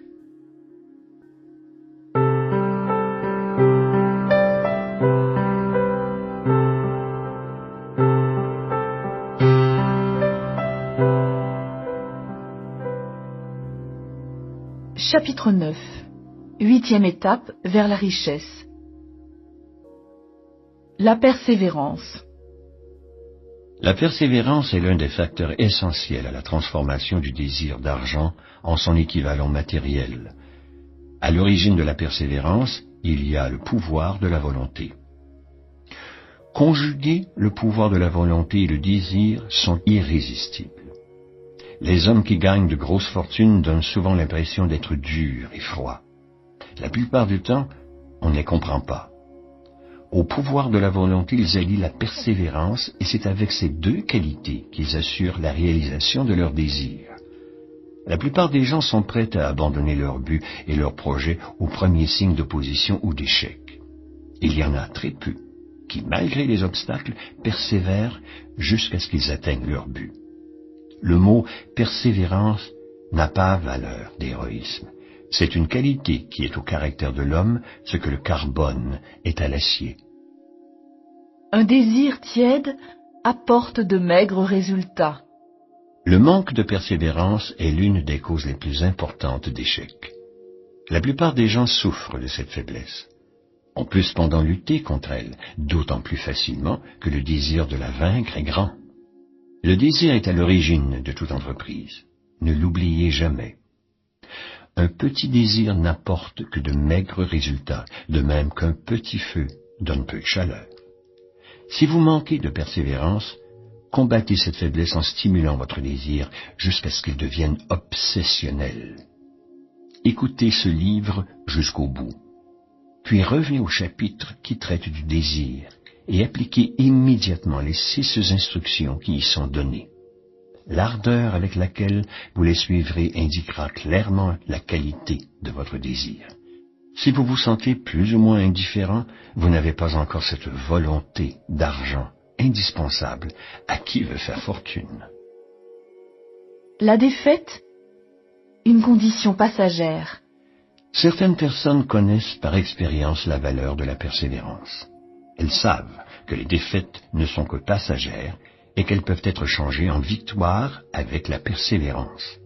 Elles sont peu nombreuses, les personnes qui voient en la défaite un appel urgent à redoubler d'efforts. C'est alors qu'une force irrésistible et silencieuse vient à leur aide pour lutter contre le découragement. Cette force n'est autre que la persévérance.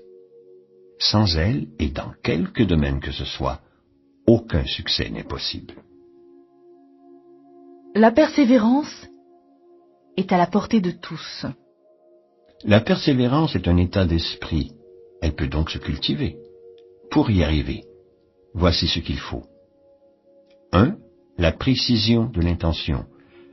Pour développer la persévérance, il est primordial de savoir ce que l'on veut. 2.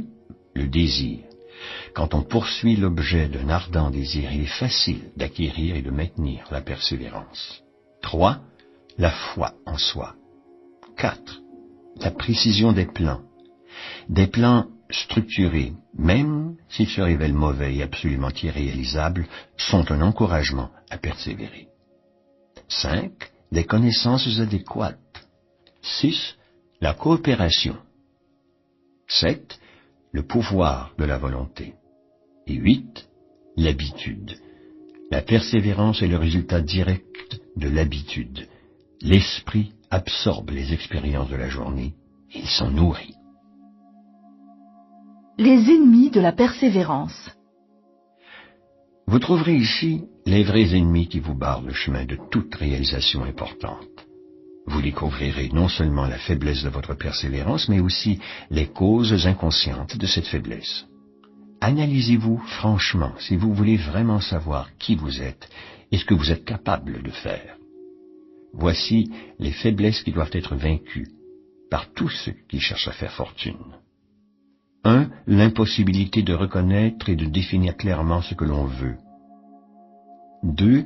L'hésitation et son lot d'alibis et d'excuses. 3. Le manque d'intérêt pour un enseignement spécialisé. 4. L'indécision et l'habitude de laisser les autres prendre toutes les décisions à notre place. 5. L'habitude de se reposer sur des excuses au lieu de créer des plans précis pour trouver une solution à son problème. 6. Le contentement de soi. Il n'y a malheureusement rien à faire contre cette maladie. 7. L'indifférence qui se manifeste habituellement par la recherche systématique de compromis là où il y aurait lieu de faire face aux obstacles et d'essayer de les franchir. 8. L'habitude de critiquer les erreurs des autres et d'accepter des circonstances défavorables comme inévitables. 9. La tiédeur d'un désir qui vient de ce que l'on néglige le choix des intentions. 10. La volonté et même parfois la hâte d'abandonner au premier signe de défaite. 11. L'absence de plan organisé et soigneusement rédigé pour pouvoir être mieux étudié. 12. L'habitude de négliger l'occasion qui se présente. 13. Souhaiter au lieu de vouloir. 14. L'habitude d'établir des compromis avec la pauvreté au lieu de vouloir la fortune.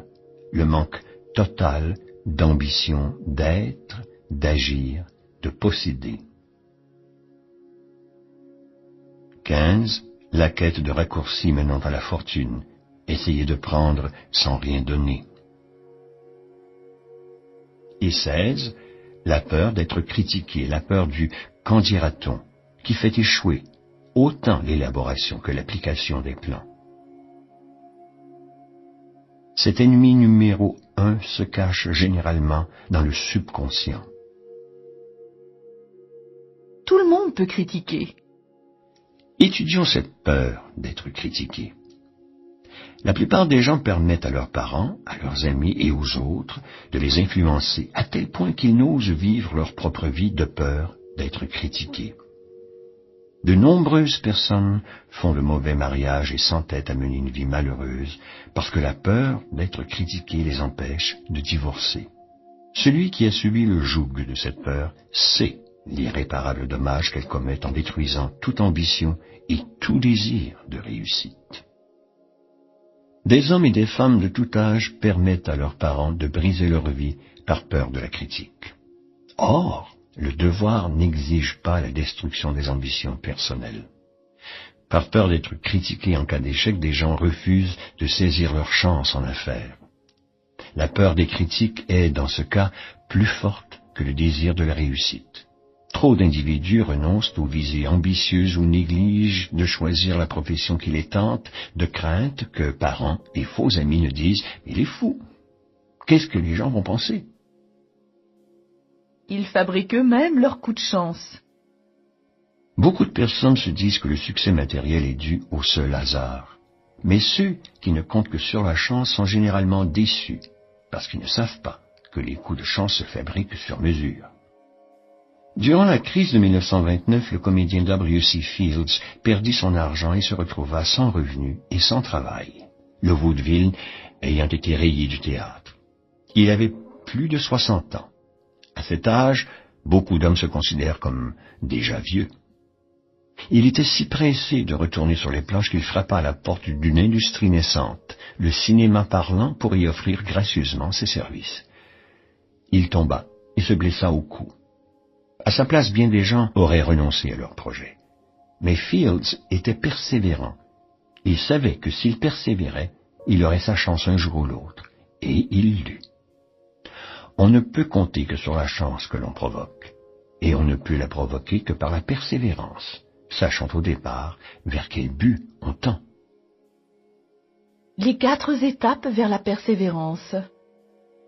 Franchir ces 4 étapes n'exige ni une intelligence au-dessus de la moyenne, ni une instruction particulière, ni encore trop de temps ou d'effort.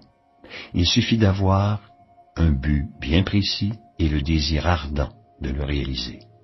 Un plan précis qui s'exprime par une action soutenue.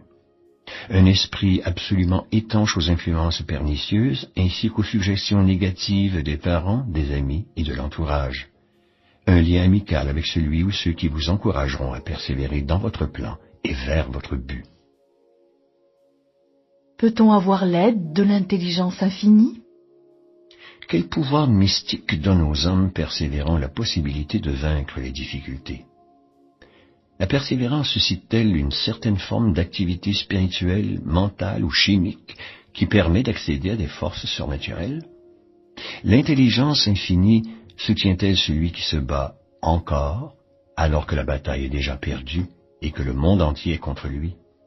Je me suis posé ces questions et bien d'autres encore quand j'étudiais la vie d'hommes tels que Henry Ford, qui commença à zéro et bâtit un empire industriel immense avec pour seul atout la persévérance, ou Thomas Edison, qui avec moins de 3 mois de scolarité devint le premier inventeur du monde et métamorphosa sa persévérance en machine parlante, en machine pour le cinéma, en lampe incandescente, sans parler d'une 50aine d'autres inventions.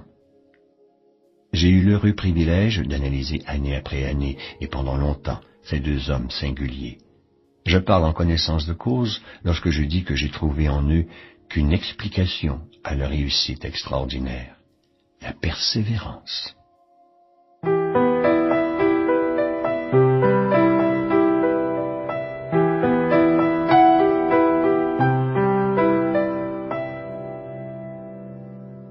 Chapitre 10. 9e étape vers la richesse. Le pouvoir du cerveau collectif. Pour faire fortune, le pouvoir est indispensable. Élaborer des plans est inutile si on ne possède pas le pouvoir de les exécuter. Le pouvoir peut être défini ainsi: une connaissance organisée et intelligemment dirigée. Le pouvoir dans ce cas désigne un effort organisé assez important pour permettre à un individu de transformer son désir en son équivalent monétaire. L'effort organisé résulte de la coordination de 2 ou plusieurs personnes qui, dans un esprit d'entente, travaillent dans un but bien défini. Le pouvoir est nécessaire à qui veut faire fortune. Il est indispensable, ensuite, pour conserver l'argent acquis. Voyons comment on peut acquérir le pouvoir, puisqu'il est une connaissance organisée. Examinons-en les sources. 1. L'intelligence infinie. 2. L'expérience collective. L'expérience collective humaine, ou du moins celle qui a été organisée et enregistrée, est indispensable dans n'importe quelle bibliothèque municipale bien garnie. Une grande part de cette expérience collective est enseignée et étudiée dans les écoles publiques et dans les facultés. Et 3. Les études et les recherches. Dans tous les domaines de recherche où l'homme a cherché, trouver et classifier les dernières découvertes. Il faut référer à ces sources individuelles lorsque les connaissances ne peuvent s'acquérir à travers l'expérience collective. L'imagination créatrice y joue également son rôle. La connaissance ainsi obtenue peut être convertie en pouvoir si elle est utilisée dans le cadre de plans précis qui se traduiront par des actes. Le secret du succès d'Andrew Carnegie. Le cerveau collectif résulte des efforts conjugués de 2 ou plusieurs individus qui œuvrent dans un esprit d'harmonie en vue d'atteindre un but précis. Sans la coopération d'un cerveau collectif, aucun individu ne peut profiter d'un tel pouvoir. Nous allons maintenant étudier 2 particularités du cerveau collectif, l'une étant d'ordre économique et l'autre d'ordre psychique. Celui qui s'entoure d'hommes bienveillants, avisés, prêts à l'aider, dans un esprit de parfaite harmonie, celui-là bénéficie d'avantages économiques certains. L'aspect psychique est plus subtil. Si 2 esprits travaillent ensemble, ils libèrent une 3e force invisible et intangible, semblable à un 3e esprit. L'esprit humain est producteur d'énergie. Vous pouvez utiliser plus de matière grise que vous n'en avez. Le cerveau de l'homme peut se comparer à une batterie électrique. Il est bien connu que plusieurs batteries connectées produiront plus d'énergie qu'une seule. Il est non moins connu que la quantité d'énergie émise par une seule batterie est fonction du nombre et de la capacité de ses éléments. Compte tenu que certains cerveaux sont plus efficaces que d'autres, nous pouvons dire qu'un ensemble de cerveaux coordonnés harmonieusement produira plus d'énergie qu'un seul cerveau. On comprend immédiatement pourquoi le cerveau collectif est la clé du pouvoir que possèdent les hommes qui savent bien s'entourer. La pauvreté n'a pas besoin de plan. L'argent est timide et méfiant. Il faut lui faire la cour, et le gagner par des méthodes qui ressemblent à celles qu'utilise l'amoureux pour conquérir la jeune fille de ses pensées. Aussi étrange que cela paraisse, le pouvoir qui est utilisé pour gagner de l'argent n'est pas très différent de celui qui est mis en œuvre pour gagner le cœur d'une jeune fille. Ce pouvoir pour agir et conquérir la richesse doit être empreint de foi, de désir, de persévérance et être utilisé suivant un plan d'action précis. Quand l'argent afflue, c'est avec l'aisance d'un torrent. Nous avons tous en nous un torrent dont les eaux divergentes coulent vers la richesse et vers la pauvreté. La pauvreté et la richesse échangent souvent leur place. La richesse prend celle de la pauvreté, seulement s'il y a des plans bien conçus et soigneusement exécutés dans ce sens. La pauvreté est timide et réservée. Pour l'avoir, il faut l'attirer.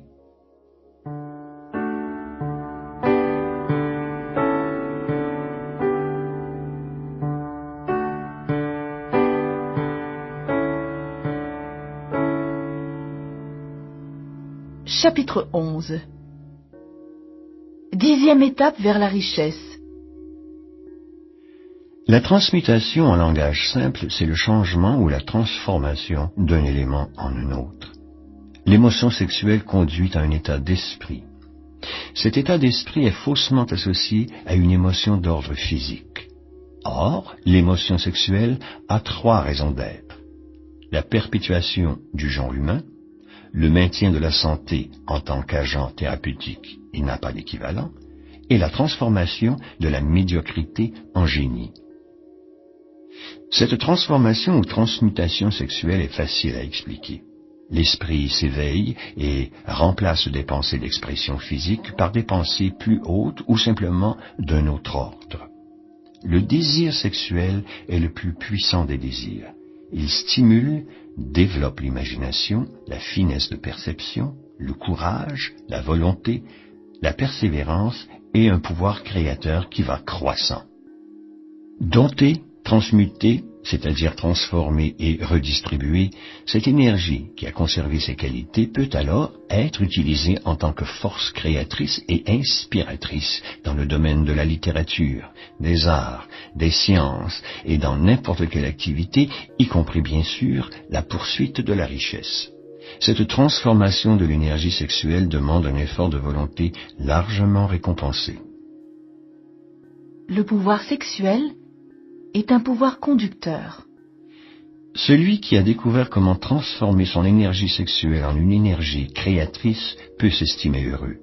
Une étude scientifique a établi que les hommes qui réussissent le mieux sont ceux qui ont un tempérament sexuel très développé et qui ont appris l'art de transformer l'énergie sexuelle.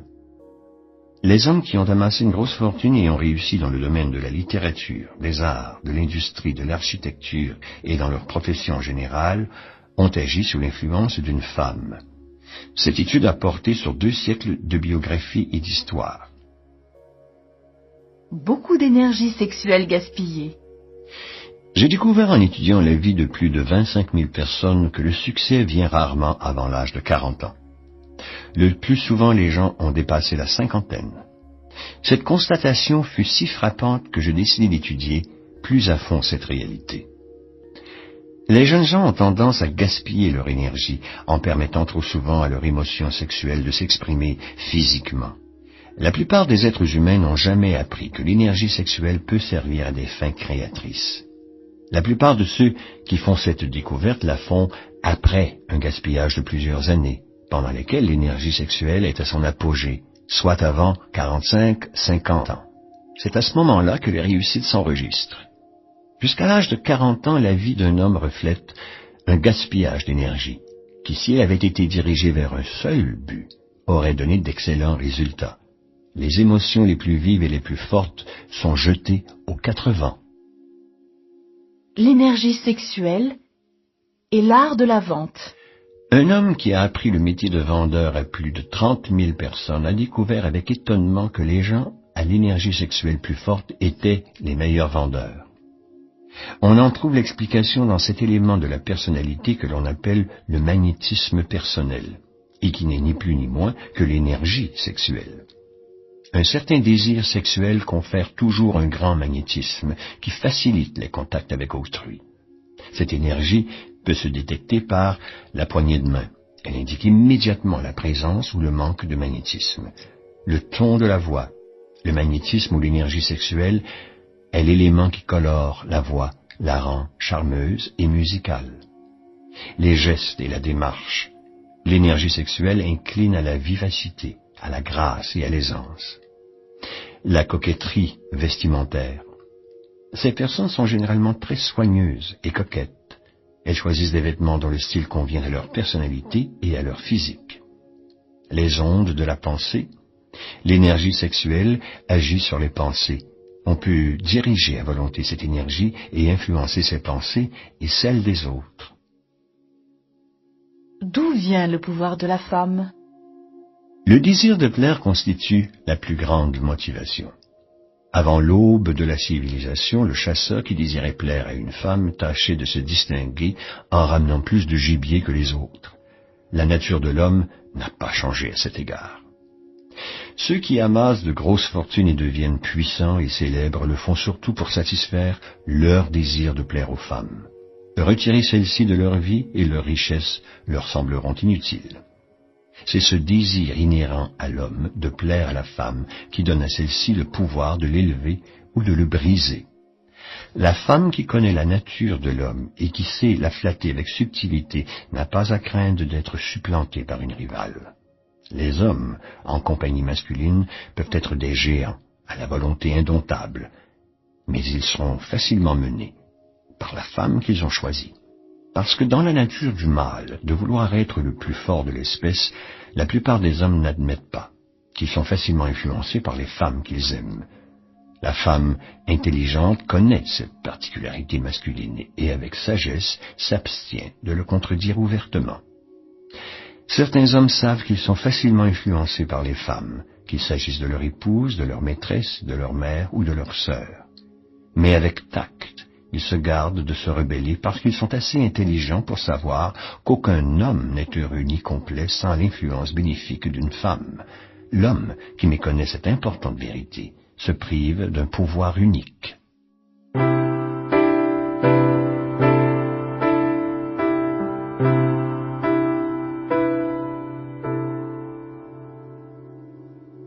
Chapitre 12. 11e étape vers la richesse. Le subconscient.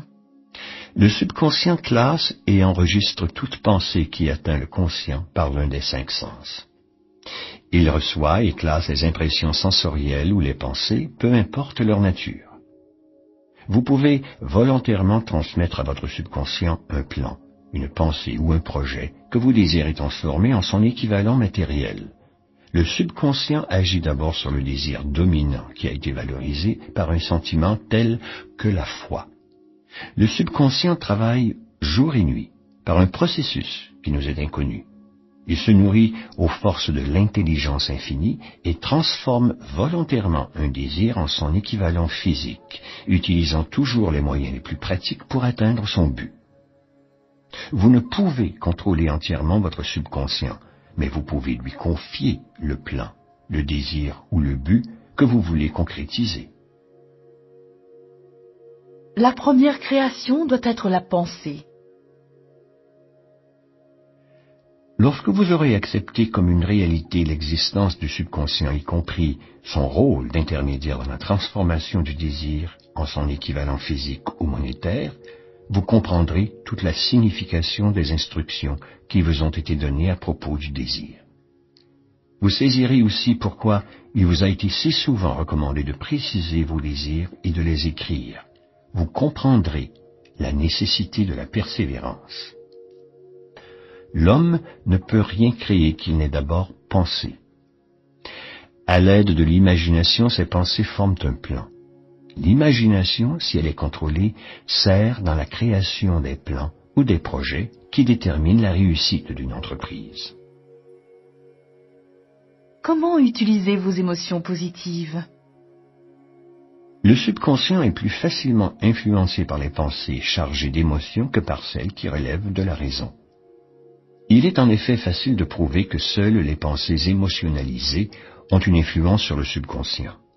Il est bien connu que la majorité des gens se laissent mener par leurs émotions et leurs sentiments. S'il est vrai que le subconscient répond plus rapidement aux pensées affectives, qu'il en est plus facilement influencé par elles, il est essentiel de se familiariser avec les émotions positives les plus fortes. Il y a 7 grandes émotions positives et 7 négatives. Les émotions négatives envahissent d'elles-mêmes le subconscient, tandis que les émotions positives doivent y être poussées par autosuggestion. Les 7 émotions positives les plus importantes sont le désir, la foi, l'amour, la sexualité, l'enthousiasme, la tendresse, l'espoir. Il y en a d'autres, mais celles-ci sont les plus puissantes et les plus créatrices. Maîtrisez-les. Elles ne peuvent l'être que par l'usage. Et les autres émotions positives seront à vos ordres quand vous en aurez besoin. Les 7 émotions négatives les plus importantes et à éviter sont la peur, la jalousie, la haine, la vengeance, l'avidité, la superstition et la colère. Des émotions positives ne peuvent occuper votre esprit en même temps que les émotions négatives. Faites votre choix.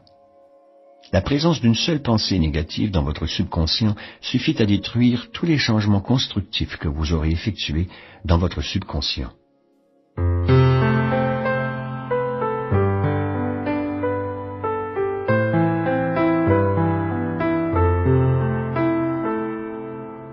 Chapitre 13.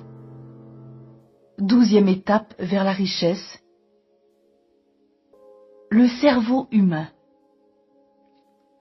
Il y a plus de 40 ans, alors que je travaillais avec le Dr Alexander Graham Bell et le Dr Elmer R. Gates, je notai que tout cerveau humain est à la fois un poste récepteur et un poste émetteur des ondes libérées par la pensée, par un système semblable à celui de la radio. Le cerveau humain est capable de capter les ondes émises par d'autres cerveaux. L'imagination créatrice est le poste récepteur du cerveau qui reçoit les pensées émises par les cerveaux d'autres êtres. C'est l'agent de liaison entre le conscient ou la raison d'un individu où il puise les stimulants de la pensée. Stimulé ou élevé à un haut niveau de vibration, l'esprit devient plus réceptif à la pensée des sources extérieures. Il est élevé en fonction des émotions positives ou négatives. À leur contact, les ondes de la pensée s'intensifient. Le subconscient est la station émettrice du cerveau. Par son intermédiaire, les ondes de la pensée sont diffusées. L'imagination créatrice est le poste récepteur. Par son intermédiaire, l'énergie de la pensée est captée.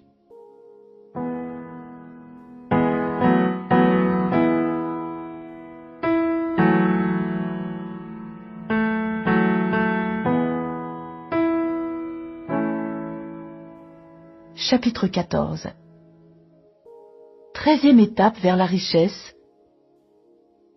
Le 6e sens.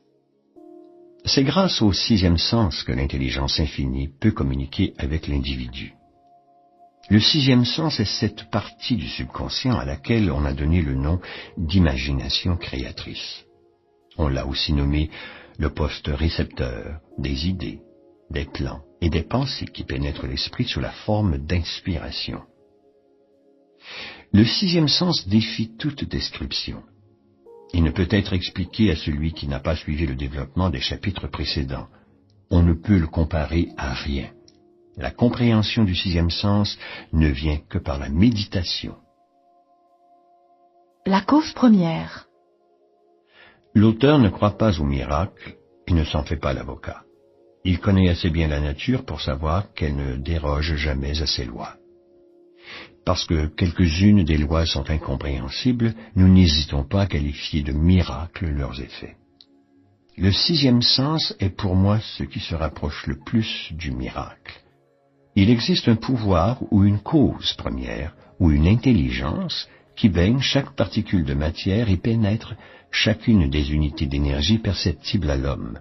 Cette intelligence infinie transforme les glands en chaînes, fait descendre l'eau des montagnes, suivre la nuit du jour et l'été de l'hiver. Vous pouvez utiliser les services de conseiller invisible. Le culte du héros est une habitude dont je ne me suis jamais défait.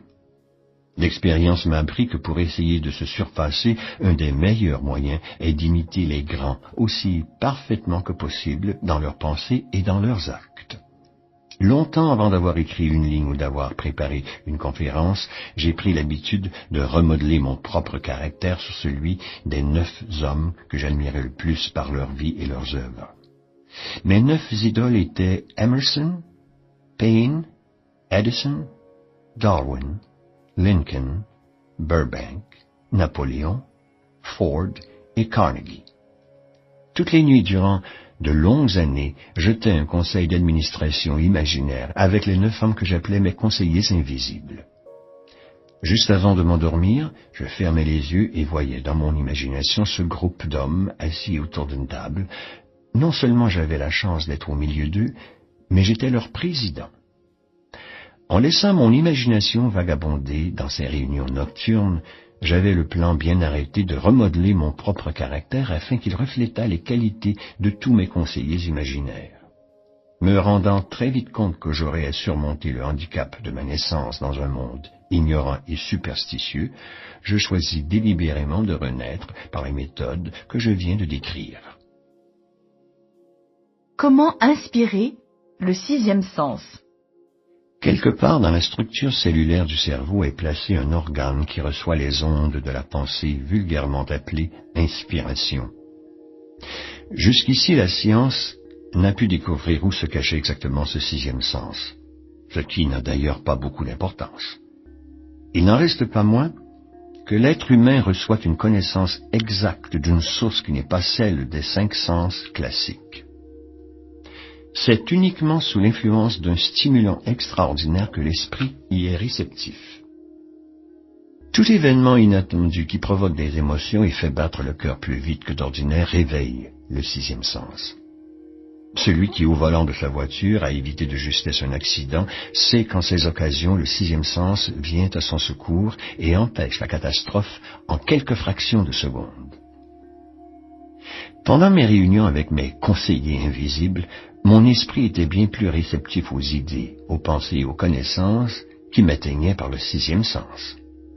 À certains moments très graves où ma vie a été en danger, j'ai pu, grâce à l'influence de mes conseillers invisibles, passer à travers toutes les difficultés. Mon but premier, en imaginant ces réunions, était uniquement de graver dans mon subconscient, par autosuggestion, certains traits de caractère que je désirais acquérir. Vous possédez un nouveau pouvoir. Le 6e sens ne peut s'enlever et se reprendre à volonté. L'aptitude à utiliser ce grand pouvoir vient peu à peu en appliquant les théories de ce livre audio. Peu importe qui vous êtes ou la raison pour laquelle vous l'écoutez, vous ne pourrez en tirer profit que si vous comprenez le principe qui est cerné par ce chapitre. C'est spécifiquement vrai si votre but est de faire fortune ou d'obtenir d'autres compensations matérielles.